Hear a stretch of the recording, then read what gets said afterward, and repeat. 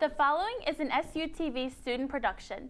The views expressed are not necessarily those of Salisbury University, the University System of Maryland, its regents, administrations, officers, employees, or representatives.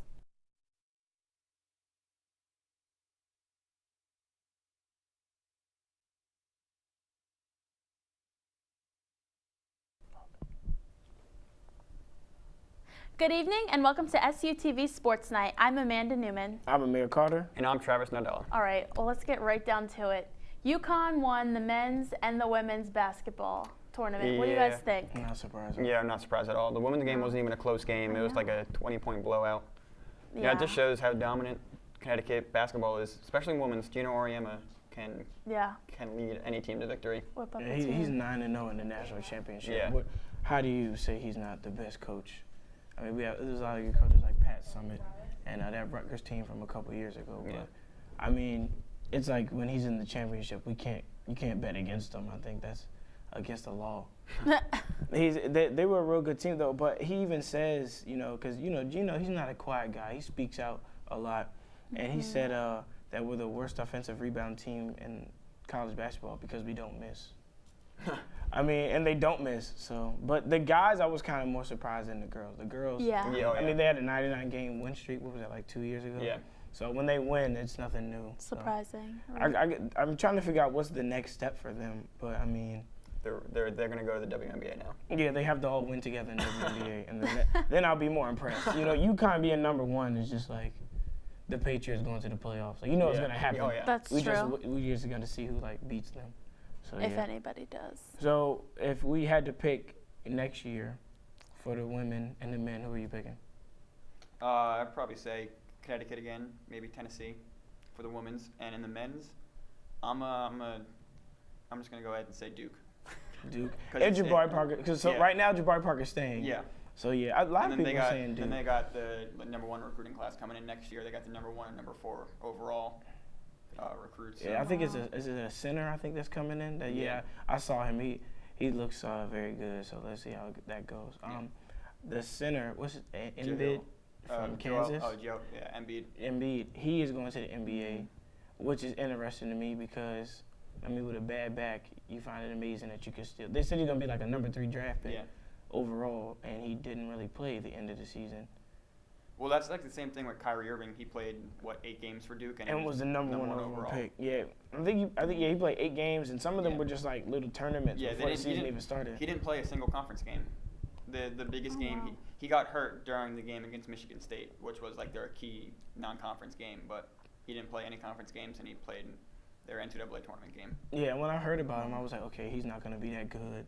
There's no way he can not play all year and so he proved me wrong, obviously, because Kyrie Irving is trying to be one of the best point guards in the NBA. Yeah. He's proven himself. So, but what do you think about, Amanda, what do you think about that? Players getting hurt and just being able to go to the NBA like the next year and not even play that much? I think that they need all the practice they can get before they get to the NBA, so I don't think that they should go right to the NBA. They also need the time to rehab, and if you can rehab while you're in college, why not just take advantage of that? Meanwhile, you can also get your studies in and get your degree. Mm-hmm. So what would happen if you weren't fully recovered, you go to the NBA, and then you get injured, and you didn't get your degree yet? What do you do then?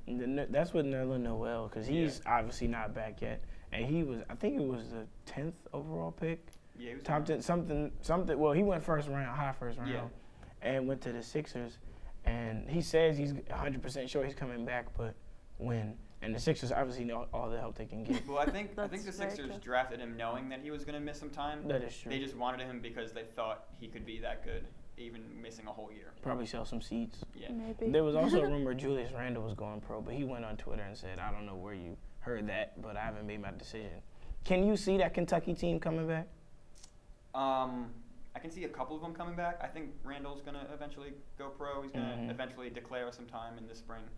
But I think they're going to be I think maybe Poitras might come back for a 3rd year. I like how it's different because most of the time we know who's going, even when they're freshmen, like Trey Burke or people like that.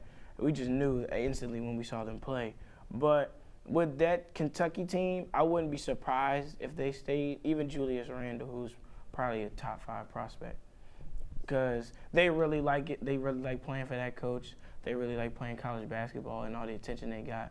And, I mean, the only thing that would, obviously get them to go is if somebody tells them, hey, we're paying you X amount of money. Yeah. I mean, you're not going to stay and do homework. I don't think any of us do that. But I think Randall will probably go. But I think James Young or maybe one of the Harrison twins might stay. We'll see how that goes. I feel like the Harrison twins are going to go together. They probably do that. Sleep in the same bed. Make all the same decisions together. They probably been doing this since they were kids. So.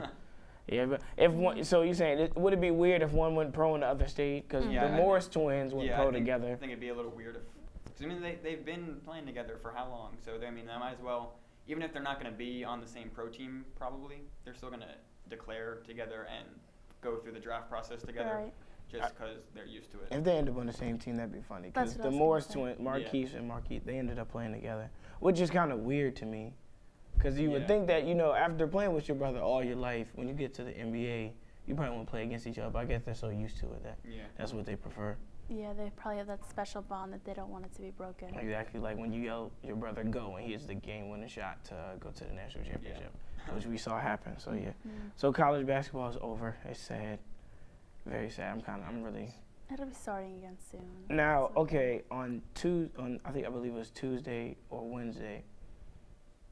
Oh, it was Tuesday. LeBron James got blocked for the game-winning basket against the Nets. The Nets have beat them 4 times, but they have beat them 4 times. They've swept them for the season. Is this like foreshadowing? Like we've seen Paul Pierce and KG be LeBron's enemy in the past in Cleveland. Is it like his past haunting him, I guess? I don't think so, because right now the Nets have the 5th seed. I think the Pacers are going to get the number 1. So I think the Pacers are going to beat the Nets before the Nets have a chance to play the Heat. I thought the Knicks would get in. Aren't the Knicks going to play the Pacers if the Pacers get number 1? Yeah, well, the Nets that'll be a second-round matchup. Okay. I think the Knicks are going to beat the Pacers. Yes, I have faith in the Knicks. They need to get that 8th seed first. Yeah, but 4-0, that's beating them 4 times, and it's Miami. You would think they would beat them at least once. Yeah, and that's true. I mean, KG is old. Paul Pierce is old.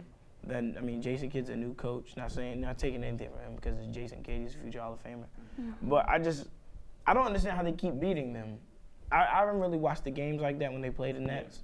But the way the highlights talk about it, it's always a close game, and it's physical. It's basically like playing the Pacers, just a more experience because you have KG and Paul Pierce. Yeah, everybody talks about the Heat-Pacers matchup that everybody wants to see in the playoffs, but nobody seems to be talking about the Nets because beating the Heat 4 times in the regular season, going 4-0 against them, that's a pretty impressive feat. It is. And I'm pretty sure last year the Knicks went 3-1 or 4-1 against the Heat in the regular season, but regular season success doesn't translate over to postseason success. No.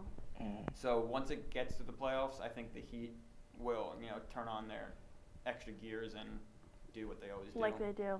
Mm-hmm. But if you also think about it, they've been to the finals the past 3 years. So you go to the finals every year. You're playing the minimum amount of games and then the maximum. Yeah. So you're playing every game, and then you know which series, which might end. You're playing 7 games every series, and then so you got to know they got to be tired.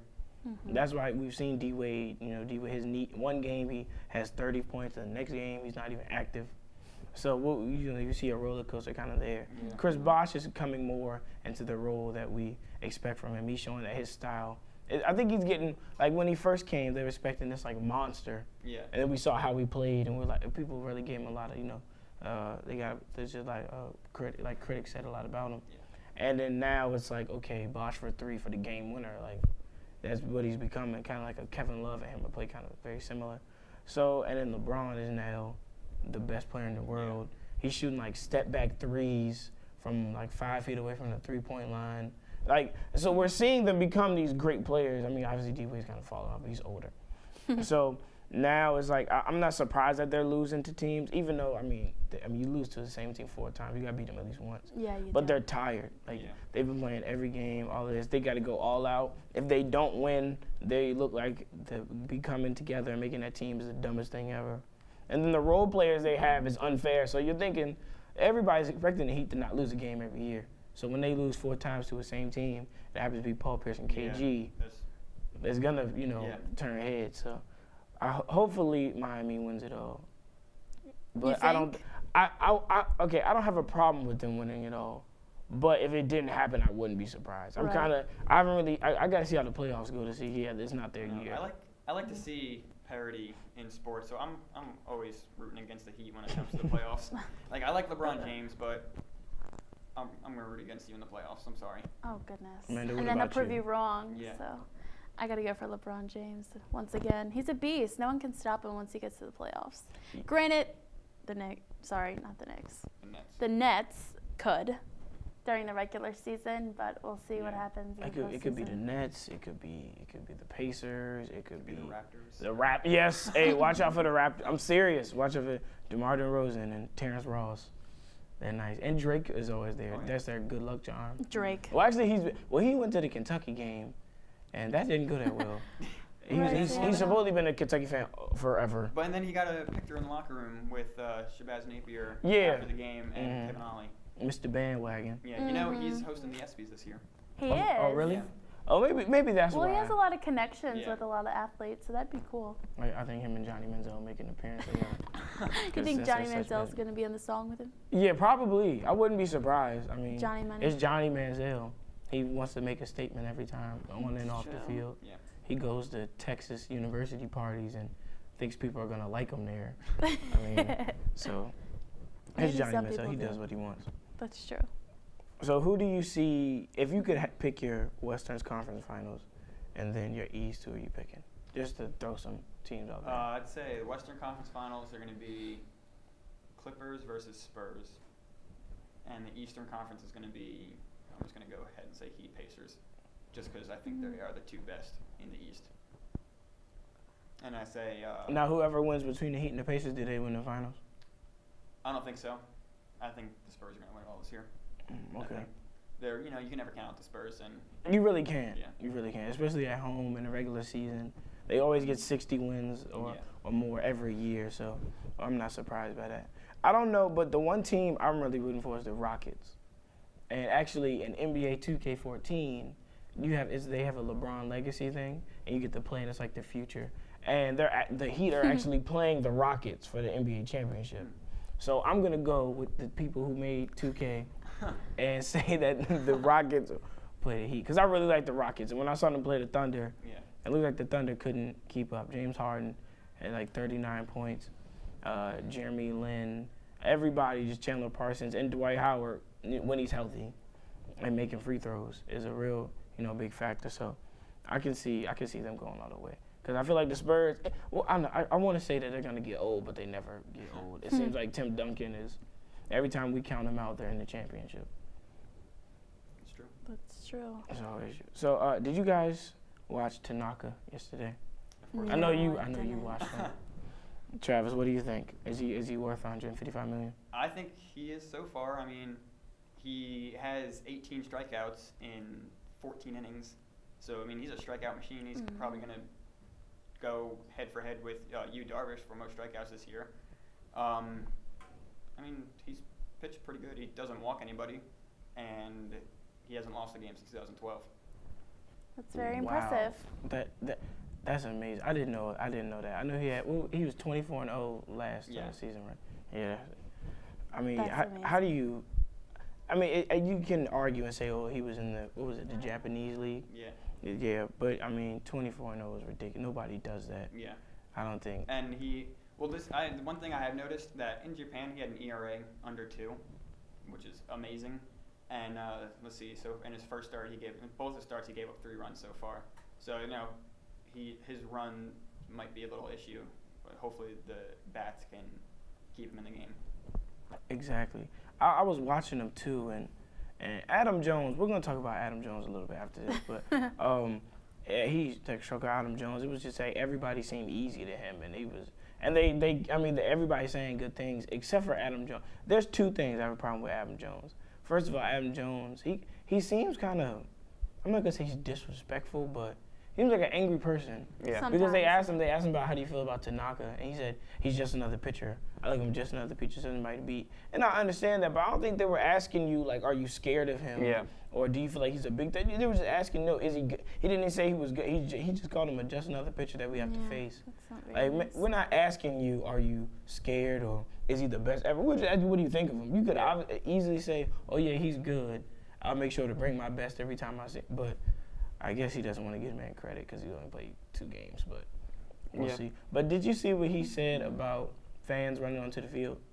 No. No, did you say? Okay, so it was a couple of days ago, and he cussed a lot in it, used some foul language. Was it He a was talking tweet? about how fans. No, this was a live interview, post-game interview, because fans were running on the field, and they thought, and you know how we find that funny when we watch the game, but players say they kind of get scared because you don't know what they're gonna do. That's true. And he went on a long rant just about how this is so dumb. I hope they break their legs when they jump off. He was like, one guy jumped off and broke his ankle. He was like, I wish he broke his femur because he my said this. God. Wow. And is it that serious? Do you feel like it's that serious when fans run on the field?